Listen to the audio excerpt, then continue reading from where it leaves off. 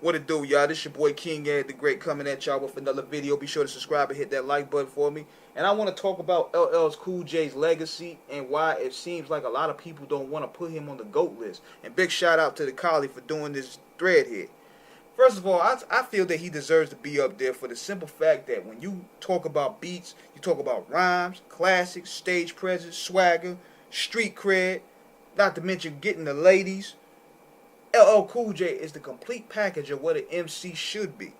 He set the bar to where you got Drake, Fabulous, Mace, a lot of your favorites coming through after him trying to get that blueprint right. Not to mention the albums, man, like Radio, Bigger Than Differ, Mama Said Knock You Out. He was a part of Crush Groove, which was the first hip-hop movie. Mr. Smith, the GOAT album. And don't get me started with the battle joints. Jack the Ripper, Break of Dawn. Break of Dawn, one of the hardest diss records ever, and he didn't even have to curse on there. That record was so hard, it had Ice-T trying to send the wolves after LL.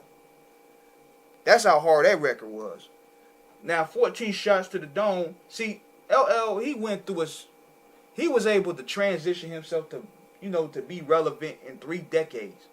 A lot of rappers that were hot in the 80s, they burned out in the 90s. A lot of rappers that were born in the early 80s got burned out later on in the later 80s. The first step was Walker with the Panther. When Walker with the Panther dropped, nobody wanted to hear it because everybody was trying to fight the power. So he came back with Mama Said Knock You Out, which people counted him out. And he dropped the album that was hard, it was informative, and it let niggas know that he was ready. Then another transition happened, which was the thug gangster phase, where everybody was trying to rap like Onyx, rap like Naughty by Nature. Death Row had taken over, so LL tried 14 Shots to the Dome, and it didn't work for him. It was hard, but at the same time, it wasn't him.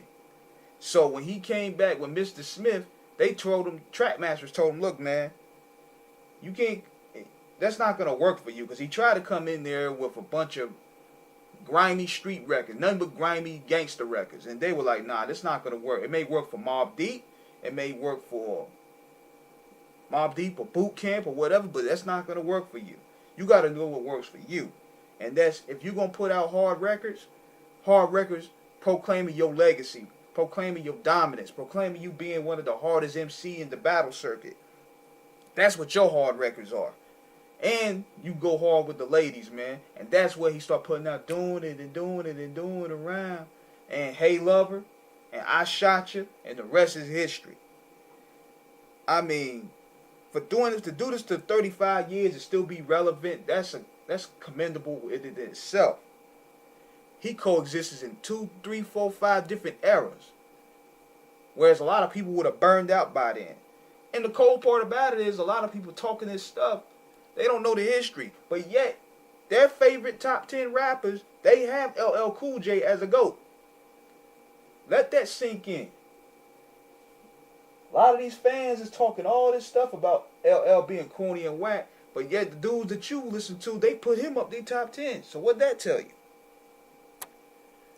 What'd that tell you right there?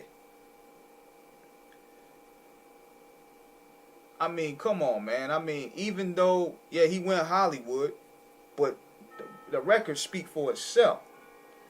Like, he's not Will Smith. And no disrespect to Will Smith. But I seen how a lot of people may feel. They feel that he started going OD with the women's songs, and he started doing more acting, like the In the House stuff, and a lot of people thought he was one of them pop rappers. But when he dropped Ripper Strike Back, he let niggas know, like, look, I'm LL Cool J for a reason. My stripes is there for a reason. So after that, after the GOAT album, I think what happened was he became certified with himself. He didn't have to really go hard with hard records anymore. He felt he already proven his point. He already established his legacy. So he was just putting out records that he felt. And to do this without a big cosign is major. Without a big record label co-signing you is major. LL did this solo.